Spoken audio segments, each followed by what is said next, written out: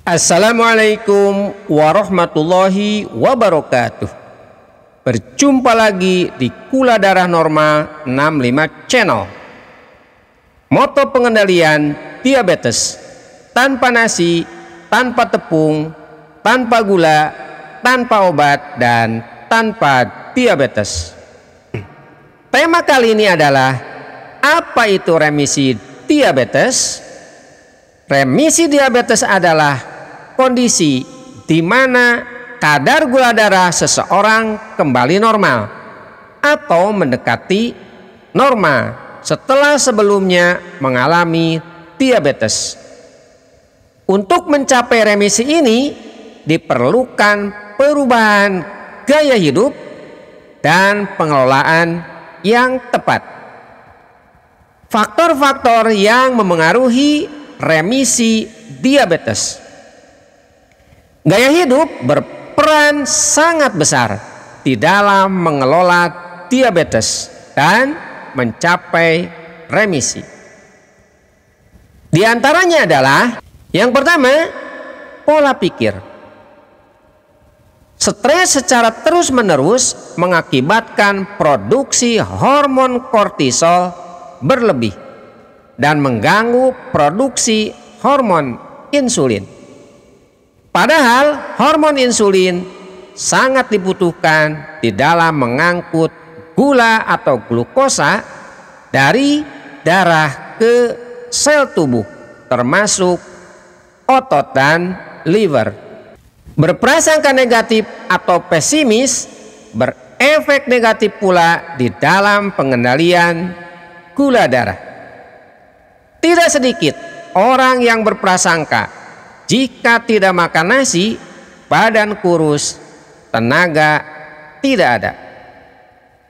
Jika berprasangkanya bahwa tidak makan nasi, badan kurus, dan tenaga tidak ada atau lemas, akhirnya kembali lagi ke pola makan lama, yaitu tetap mengonsumsi nasi atau karbohidrat berlebih. Memang pindah dari zona aman ke zona tantangan itu penuh perjuangan. Secara umum manusia ingin tetap di zona nyaman.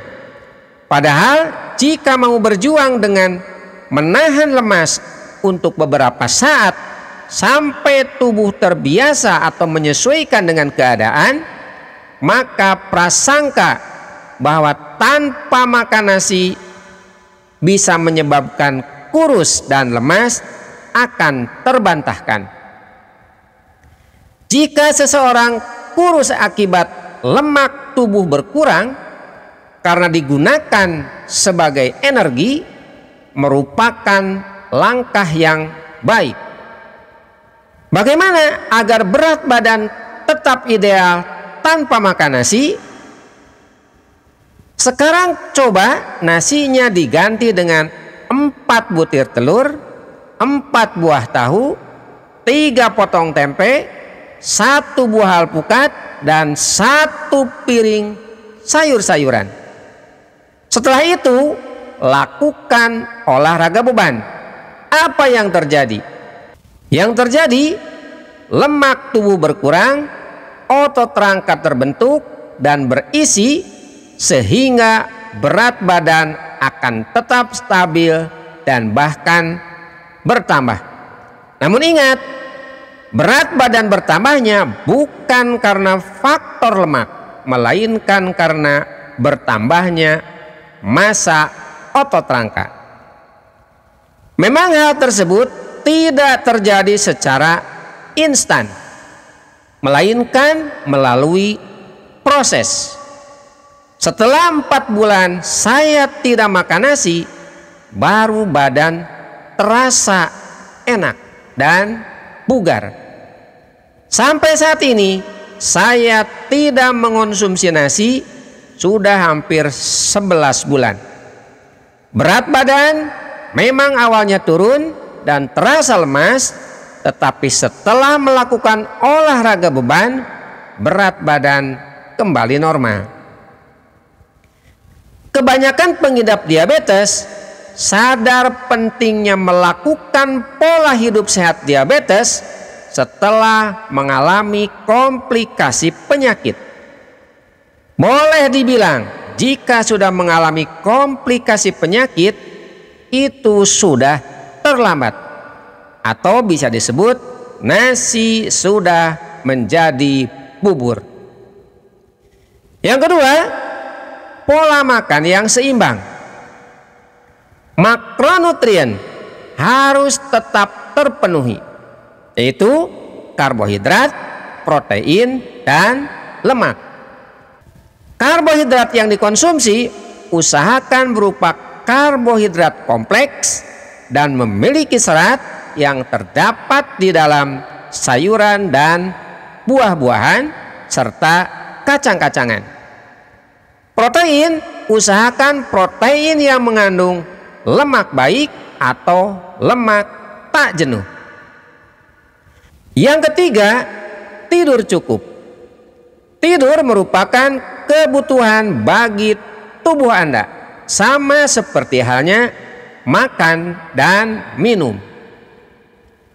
Waktu tidur juga dipakai tubuh untuk memperbaiki kerusakan sel tubuh sehingga keesokan harinya bisa kembali bekerja dengan normal. Usahakan tidur 7-9 jam per hari. 4. Olahraga teratur. Olahraga memiliki dampak positif pada pengelolaan diabetes. Aktivitas fisik membantu tubuh menggunakan gula darah lebih efektif, sehingga dapat menurunkan kadar gula darah secara alami. Saya menyarankan olahraga untuk pengidap diabetes berupa olahraga beban. Olahraga beban dapat membentuk dan mengencangkan otot. Otot itu sendiri bisa dijadikan tangki penyimpanan glukosa, sehingga glukosa atau gula tidak menumpuk di dalam darah. Yang kelima, menjaga berat badan. Kegemukan yang diakibatkan kelebihan lemak tubuh, terutama lemak visceral, sangat berbahaya karena lokasinya di dekat vena portal yang membawa darah dari area usus ke hati atau liver.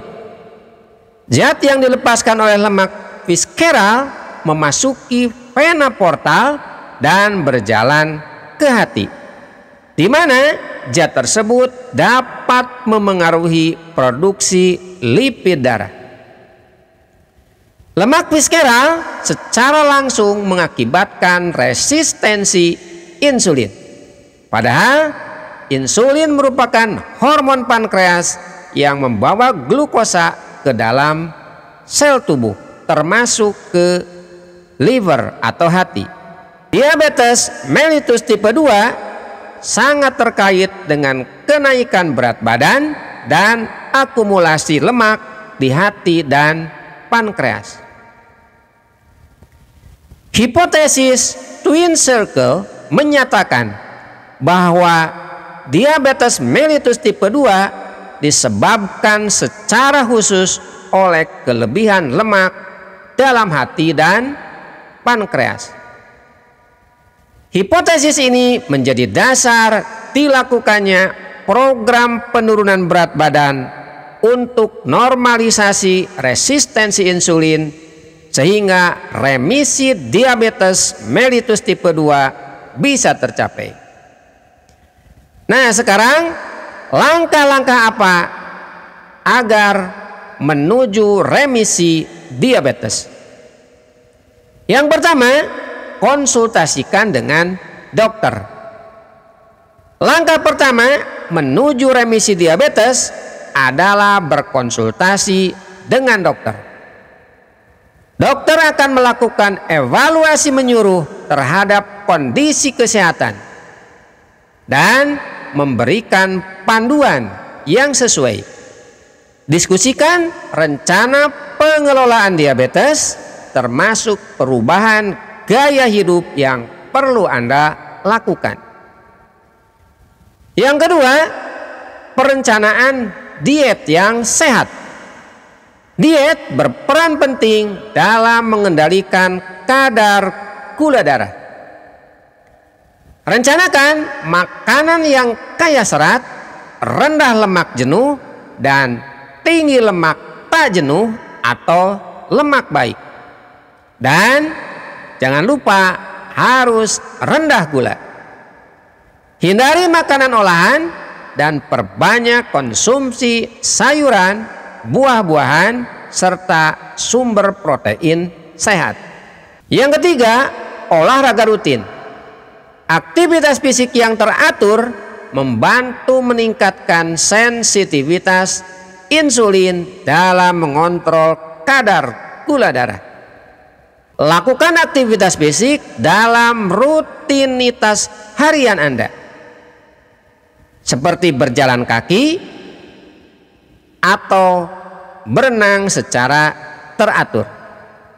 Aktivitas fisik yang sangat membantu dalam mengendalikan kadar gula darah adalah kegiatan olahraga beban.